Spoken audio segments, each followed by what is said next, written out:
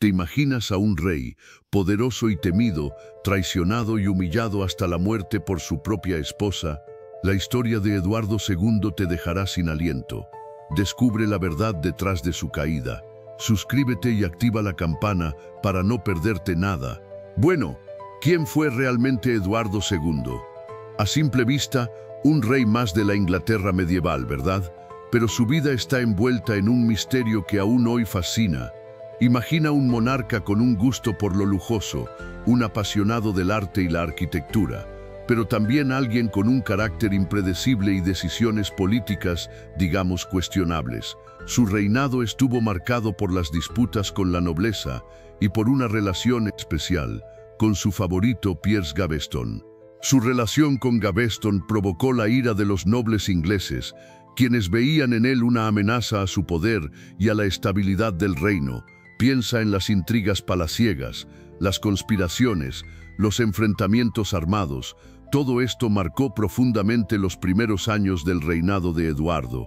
Él, en medio de todo este caos, parecía más interesado en sus gustos personales que en las necesidades de su pueblo.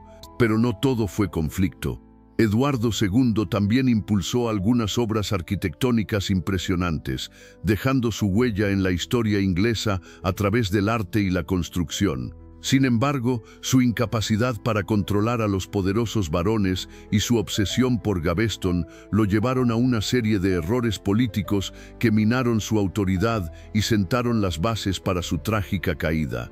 Ya te adelanto que su final será sorprendente. Pues bien, imagínate a Eduardo, un joven príncipe, creciendo en la corte inglesa. Su vida no fue un cuento de hadas, ¿verdad?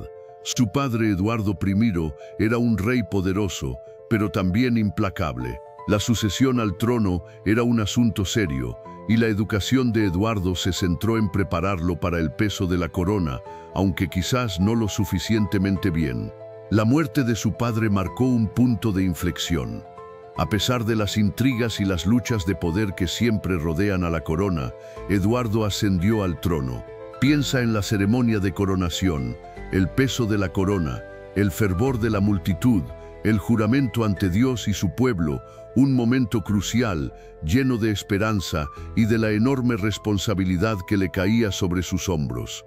Pero, ¿qué tan preparado estaba realmente Eduardo para gobernar?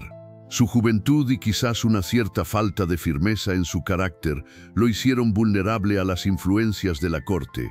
Recuerda que el poder en la Inglaterra medieval no era algo fácil de manejar, y menos aún para un rey joven que aún estaba aprendiendo las complejidades del juego político. Pues bien, tu padre, Eduardo I, te dejó un reino, pero también un problema: Piers Gaveston. ¿Recuerdas ese amigo tuyo de la infancia? Pues se convirtió en tu favorito, tu consejero, tu sombra. Un hombre encantador, sí, pero también ambicioso y con un gusto desmedido por el lujo, un lujo que la nobleza inglesa veía, con razón, como un insulto a sus propias fortunas. Gaveston no era solo un amigo, se convirtió en el hombre más poderoso del reino, acumulando títulos, tierras y riquezas. Imagina la envidia de los nobles, acostumbrados a influir en la corte, ahora eclipsados por este extranjero. ¿Te das cuenta de la tormenta que se avecinaba? El favoritismo real de Eduardo hacia Gaveston estaba creando una profunda división en la nobleza inglesa. Los varones, poderosos y orgullosos, no estaban dispuestos a tolerar la influencia desmedida de Gaveston. Sus quejas se volvieron cada vez más fuertes, sus amenazas más directas. Veías cómo tu reino se dividía, la lealtad se desmoronaba, todo por tu amistad con Gaveston. ¿Fue un error confiar tanto en él? La historia, como verás, lo juzgará sin piedad. Pues bien, tu amistad con Gaveston no solo te trajo alegría, sino también la furia de la nobleza inglesa. Los varones, poderosos señores feudales, veían en él un simple advenedizo, un plebeyo que se había elevado demasiado gracias a tu favoritismo. Su riqueza, sus tierras y sobre todo su influencia en tus decisiones les resultaba intolerable. Sentían que sus propios derechos y privilegios estaban siendo pisoteados, que su poder tradicional se diluía ante la omnipresencia de este favorito real. El descontento crecía como una bola de nieve. No solo se quejaban de Gaveston, sino también de tu inexperiencia en el gobierno y tu falta de interés en los asuntos de Estado. Preferías la compañía de tu amigo a las responsabilidades reales, y eso provocaba que las decisiones importantes se tomaran a la ligera, beneficiando a unos pocos mientras se perjudicaba a la mayoría. Para ellos, tú eras un rey débil, manipulado por un favorito ambicioso. La situación se volvió explosiva. Los varones, unidos por un objetivo común, comenzaron a conspirar en secreto. Se reunían en lugares clandestinos, intercambiando ideas y tramando planes para recuperar el control del reino. Sabían que debían actuar con rapidez y decisión antes de que la situación se les escapara de las manos. El futuro de Inglaterra y la propia posición de Eduardo II estaban en juego, así que la nobleza, harta de Gaveston y su influencia, te obligó a exiliarlo. Imagínate tú, el rey, forzado a deshacerte de tu amigo más cercano. Fue una humillación pública, una demostración clara del poder que los varones ejercían sobre ti. Pero, ¿acaso aprendiste la lección? La respuesta, como ya sabes, fue un rotundo no. Pronto Gaveston regresó, ignorando por completo el peligro que esto significaba para ti y para el reino. Tu insistencia en traerlo de vuelta demostró tu falta de juicio y tu terquedad. Los varones, viendo que no habías aprendido nada, se prepararon para la guerra. La situación se te escapaba de las manos, ¿verdad? La primera guerra de los varones fue la consecuencia directa de tu favoritismo ciego. No solo perdiste una batalla política, sino que también debilitaste tu autoridad. Los varones, ahora más poderosos que nunca, se habían unido en contra tuya, exigiendo cambios drásticos.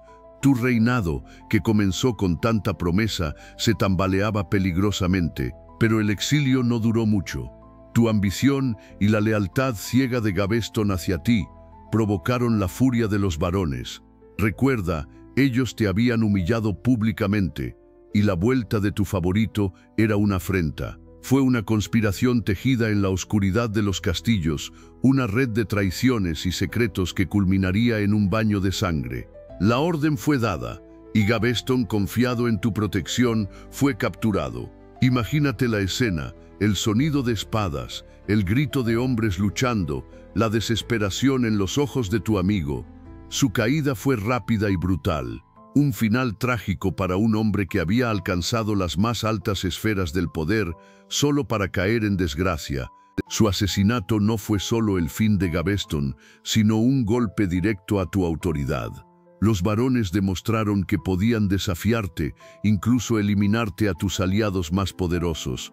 Fue una lección amarga, una señal de que tu reinado, a pesar de la corona, era frágil y vulnerable. La muerte de Gaveston marcó el comienzo de una era de inestabilidad y conflicto que te perseguiría hasta el final de tus días. Pero la historia no termina con Gaveston. Tu necesidad de un consejero cercano, alguien en quien confiar ciegamente, te llevó a encontrar a otro, Hugh Despenser el joven. Un hombre ambicioso, astuto y con una sed de poder que igualaba o incluso superaba la de tu anterior favorito. Su ascenso fue meteórico gracias a tu favoritismo y pronto se convirtió en un personaje clave en la corte, acumulando riqueza y poder a pasos agigantados. Recuerda que los varones ya estaban furiosos contigo. Su influencia en tus decisiones era cada vez mayor, y esto, por supuesto, no pasó desapercibido para los nobles. La acumulación de tierras y riquezas por parte de Despenser, gracias a tu generosidad, fue vista como una afrenta a sus propios intereses y un símbolo más de tu arrogancia y desprecio hacia ellos. La tensión creció exponencialmente, generando un clima de inestabilidad y resentimiento en todo el reino. Cada decisión tomada con la influencia de Despenser solo servía para aumentar la ira de tus enemigos. Tú, cegado por la lealtad y la comodidad que Despenser te proporcionaba, no percibías el peligro que se cernía sobre ti. Creías que su astucia y su habilidad para manipular a la corte eran suficientes para mantenerte a salvo, pero te equivocaste. La ira de los varones, alimentada por la creciente avaricia de Despenser y tu insistencia en mantenerlo cerca, se estaba convirtiendo en una tormenta que amenazaba con arrasar con tu reinado. y esta vez la tormenta sería mucho más poderosa que la anterior, pero la ambición no se limitaba a Despenser. Tú tenías a Isabel, tu reina, una mujer de carácter fuerte y una agudeza política que no podía ser ignorada. Ella, hija del rey de Francia, observaba con creciente desagrado la influencia de Despenser en tu gobierno. Su propia posición se veía amenazada, su poder disminuido, y esa amenaza, te lo aseguro, la impulsó a la acción. Isabel no era una simple reina consorte, era una mujer con sus propias aspiraciones y alianzas. Mientras tú te dejabas llevar por la adulación de Despenser, ella tejía una red de conspiraciones en la sombra. Secretas reuniones con nobles descontentos, promesas veladas de apoyo y la manipulación sutil de la opinión pública. Todo para minar tu poder y eventualmente derrocarte. Su estrategia fue magistral. Aprovechó tu debilidad, tu dependencia ciega en Despenser, para alimentar el descontento entre la nobleza. Con habilidad sembró la semilla de la rebelión, manipulando a aquellos que ya estaban resentidos con tu gobierno. Poco a poco, la red de Isabel se fue cerrando sobre ti, constriñendo tu poder hasta dejarte indefenso. Mira, la guerra con Escocia te estaba desangrando, Eduardo. Robert Bruce, ese escocés tan terco, te había dado una paliza tras otra. Tus ejércitos, mal equipados y peor dirigidos, sufrían derrota tras derrota. Recuerda Bannockburn, una humillación para la corona inglesa. No solo eran las derrotas militares, sino también la ineficacia de tu estrategia. Gastabas fortunas en campañas que terminaban en fracasos, dejando a tu reino exhausto y al borde de la ruina. Tus nobles murmuraban, descontentos con tu incapacidad para controlar a los escoceses. La situación económica empeoraba con cada derrota. El tesoro real se vaciaba para financiar campañas militares inútiles. Los impuestos subían, el descontento popular crecía, y la nobleza, cada vez más resentida, buscaba un cambio, un líder que pudiera poner fin a ese desastre escocés. Pero la derrota en Bannockburn no fue solo una humillación militar, amigo. Fue la gota que colmó el vaso para tus enemigos. Isabel, tu reina, elegante y ambiciosa, ya llevaba tiempo tejiendo una red de alianzas. No era solo la guerra con Escocia lo que la molestaba. Tú, Eduardo, eras un obstáculo para sus ambiciones, para el poder de sus aliados y para el control del reino. Pensabas que tenías aliados, ¿verdad? Te equivocaste.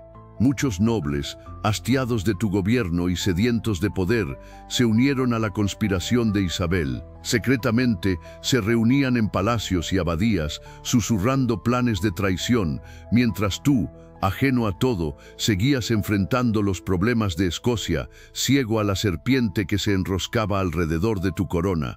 La ambición de Isabel no conocía límites. Ella veía en tu debilidad la oportunidad de tomar el control, no solo del reino, sino de tu propio destino. Con la ayuda de sus aliados, comenzó a reclutar hombres, a reunir recursos, a planear cada movimiento con una precisión escalofriante. Su objetivo era claro: derrocarte y colocar a su hijo, Eduardo III, en el trono. Esa red, tejida con hilos de ambición y resentimiento, comenzó a atrapar a tus más poderosos enemigos. Los varones, poderosos señores feudales, muchos de ellos agraviados por tu gobierno, veían en la debilidad que demostrabas tras Bannockburn la oportunidad perfecta para actuar. La humillación nacional se convirtió en el combustible perfecto para la rebelión, y pronto sus murmullos conspirativos se transformarían en un rugido. Uno a uno, los varones se fueron uniendo a la causa. Algunos buscaban vengarse por antiguos agravios, otros ansiaban un mayor poder y riqueza, y algunos simplemente veían en ti un rey débil e incapaz de gobernar. La alianza, inicialmente secreta, se fue fortaleciendo, convirtiéndose en una amenaza palpable a tu corona. La oposición crecía como una ola imparable, lista para tragarte. Tu reina Isabel jugó un papel crucial en esta conspiración. Su influencia en la corte, su astucia política y su ambición desmedida la convirtieron en una pieza clave para unir a los varones contra ti. Con su encanto y su habilidad diplomática, logró convencer a los más reacios, tejiendo una red de alianzas que te dejaría indefenso ante la tormenta que se avecinaba. La traición, amigo, se estaba gestando en el corazón mismo de tu reino. Así que, ahí estaban, tus enemigos acechándote. La paciencia de los varones se había agotado, sus quejas, ignoradas una y otra vez, se habían transformado en un rugido de indignación. La traición de algunos, la ambición de otros y la simple sed de poder se unieron para formar una tormenta que amenazaba con barrerte del trono. La chispa, pequeña al principio, era el descontento generalizado hacia tu reinado. La rebelión comenzó tímidamente, con murmullos conspirativos y reuniones secretas en la oscuridad, pero pronto esos susurros se convirtieron en gritos de guerra. Los primeros levantamientos fueron pequeños, aislados, pero cada uno de ellos, como una piedra lanzada a un estanque, creó ondas que se extendían por todo el reino, cada vez más fuertes, más amenazantes. Tú, en medio de la tormenta, te encontrabas rodeado de consejeros que te susurraban mentiras y adulaciones. Mientras la tierra temblaba bajo los pies de tus súbditos rebeldes, tú te aferrabas a tu poder, ciego a la magnitud del peligro que se cernía sobre ti. La lealtad, antaño tan firme, se rompía como cristal, dejando paso a la traición y la deslealtad. El inicio de tu caída había comenzado. La traición, como un cuchillo en la espalda, te alcanzó. Rodeado, sin escapatoria, sentiste el peso de la corona, ya no un símbolo de poder, sino un lastre que te arrastraba a la derrota. Los rostros de tus enemigos, antes sumisos, ahora se mostraban triunfantes, crueles. La lealtad se había evaporado, dejando tras de sí un vacío desolador. Ya no eras el rey, sino un prisionero a punto de caer. El castillo de Kenilworth, antes tu refugio, se convirtió en tu prisión. La humillación fue total. Tus propias tropas, una vez leales, te abandonaron, dejando que tus enemigos te capturaran sin resistencia. El rugido de la multitud, un coro de odio y desprecio, resonaba en tus oídos. La caída fue rápida, brutal, inesperada incluso para ti. El peso de tus errores, de tus malas decisiones, te aplastaba. La corona, símbolo de tu poder real, fue arrancada de tu cabeza. El cetro, símbolo de tu autoridad, fue arrebatado de tus manos. Ya no eras el rey Eduardo II, sino un hombre roto, despojado de todo. La derrota era completa, implacable. El eco de tus decisiones erróneas resonaba en los muros del castillo, un susurro siniestro que predecía un futuro incierto y sombrío. Tus captores te llevaron a un castillo sombrío, una prisión imponente que se tragaba la luz del sol. El frío se colaba por las rendijas de las gruesas paredes de piedra, penetrando hasta tus huesos. La comida era escasa, apenas suficiente para mantenerte con vida, un insulto para un rey. La soledad era tu única compañía, un silencio ensordecedor que amplificaba la humillación de tu caída. Te despojaron de tu dignidad, de tu ropa real, reemplazándola por andrajos. Los guardias, antes sumisos, ahora te miraban con desprecio, burlándose de tu impotencia. Cada día era una repetición de la misma humillación, un recordatorio constante de tu derrota. La corona, símbolo de tu poder, ahora era solo un recuerdo distante, un fantasma del pasado. El juicio fue una farsa. Te acusaron de crímenes que no habías cometido, tus palabras ignoradas, tus argumentos rechazados. La corte, compuesta por tus enemigos, te condenó sin piedad. La justicia, ciega y sorda a tu súplica, te sentenció a una vida de sufrimiento, una humillación pública que sellaría tu destino. El frío se te clavaba en los huesos, pero era un frío menor comparado con el que te heló el alma cuando te presentaron el documento. Allí, con letras góticas que parecían burlarse de tu desgracia, estaba la abdicación. Tu reino, tu herencia, todo lo que habías luchado por conservar, se desvanecía ante tus ojos. No era una decisión propia, sino una imposición, una humillación grabada en pergamino. Te obligaron a renunciar a la corona, a aceptar tu destino como un simple prisionero. La presión era insoportable, la amenaza constante de la violencia, la traición de tus allegados. ¿Qué podías hacer? Tu poder, antaño absoluto, se había reducido a la tinta en ese pergamino, a una firma que sellaría tu caída. Recordabas el esplendor de la corte, las fiestas fastuosas, el poder que emanaba de tu persona. Ahora, todo eso era un recuerdo lejano, eclipsado por la cruda realidad de tu cautiverio y la humillación pública de tu abdicación. La firma, un gesto final, un acto de desesperación para evitar un destino aún peor. Estaba tu firma, sellando tu propia ruina. Pero la abdicación fue solo el preludio de una tragedia aún mayor. ¿Recuerdas la versión oficial? Una muerte natural, dicen. Un infarto, tal vez. Pero, ¿de verdad te lo crees? Aquellos ojos llenos de rencor, aquellos susurros en las sombras, ¿acaso la muerte de Eduardo II fue tan simple como la pintaron? Hablan de una conspiración, ¿verdad? De un complot urdido por Isabel, tu propia esposa, y su amante Roger Mortimer. Dicen que te asesinaron con una estaca de hierro, insertada en tu ano. Una imagen brutal, grotesca, demasiado para ser verdadera, ¿no? O tal vez demasiado real para ser olvidada. Pero existen otras teorías. Algunos susurran de veneno, de una enfermedad prolongada y cuidadosamente ocultada. Otros hablan de un accidente, un desafortunado tropiezo en una celda. Pero la verdad, mi amigo, se esconde en la penumbra, en las sombras de los castillos medievales, donde los secretos se entierran junto a los muertos. Pero su legado, ¿qué fue? No fue un reinado glorioso, eso es seguro. Tú mismo has visto la inestabilidad, las conspiraciones, la lucha constante por el poder. Su preferencia por los favoritos, como Gaveston, desató la furia de la nobleza, generando conflictos que desangraron el reino y lo dejaron vulnerable. Su incapacidad para manejar las finanzas reales llevó a una profunda crisis económica. Piensa en los impuestos, en la creciente pobreza del pueblo. Su reinado se caracteriza por una profunda ineficacia administrativa, dejando a Inglaterra en una situación precaria. La guerra con Escocia, por ejemplo, fue un desastre por su falta de liderazgo. A pesar de todo, algunos historiadores defienden ciertos aspectos de su gobierno. Señalan su interés en el arte y la arquitectura, aunque esto, para el pueblo, fue un lujo innecesario en tiempos de crisis. Su reinado, aunque corto de logros significativos, dejó una marca profunda en la historia inglesa, principalmente por lo que representa la fragilidad del poder real y las consecuencias de un gobierno ineficaz. Pero volvamos a Isabel de Francia, la reina. Tú ya conoces su belleza, su inteligencia, pero también su ambición.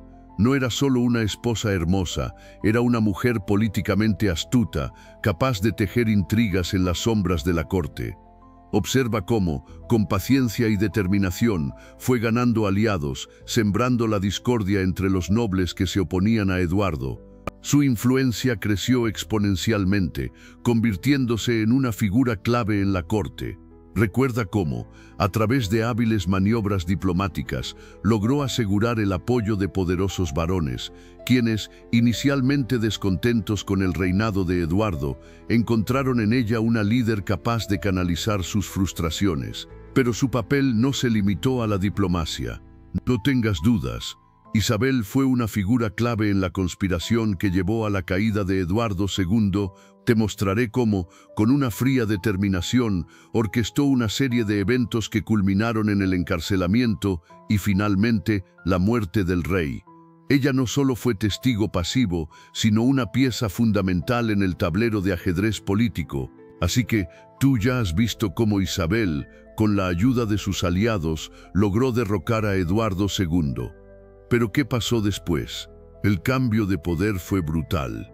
Imagínate un rey acostumbrado a la opulencia y al poder absoluto, de repente despojado de todo, prisionero, a merced de su propia esposa. Su reinado, marcado por la inestabilidad y las intrigas, terminó en tragedia. Su hijo, Eduardo III, heredó un reino convulso. La nobleza, dividida por las luchas de poder, miraba con recelo al nuevo rey, a un joven e inexperto. La caída de su padre había dejado una cicatriz profunda en la monarquía inglesa, una herida que tardaría en sanar. La confianza en la corona se había resquebrajado. La influencia de Isabel de Francia, aunque poderosa, no era garantía de estabilidad. Sus ambiciones y las luchas internas entre los nobles continuaron generando inestabilidad. La monarquía inglesa, debilitada por el golpe de Estado, se enfrentaba a un futuro incierto, con el peligro de nuevas conspiraciones y conflictos internos. Así que, ahí lo tienes. Eduardo II, un rey que empezó con buenas intenciones, quizás, pero que terminó completamente destrozado. Su reinado, marcado por la inestabilidad política y las controversias, culminó en una humillación pública y una muerte violenta. Piensa en eso, la caída de un rey a manos de su propia esposa, una traición que resonó a través de la historia. Su debilidad, su dependencia de favoritos como Gaveston, lo llevaron a la ruina. No supo manejar el poder ni las intrigas de la corte. La ambición desmedida de Isabel y la fragilidad de su propio carácter sellaron su destino.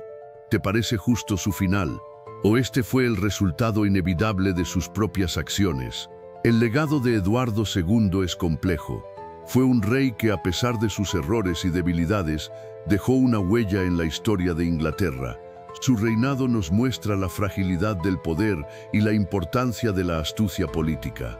Su muerte violenta y trágica sigue siendo objeto de debate y fascinación. ¿Qué piensas tú sobre su reinado y su final? Espero que hayas disfrutado aprendiendo sobre la trágica caída de Eduardo II. Si te gustó, dale a like y suscríbete para más. ¿Qué piensas tú sobre el papel de Isabel de Francia en todo esto?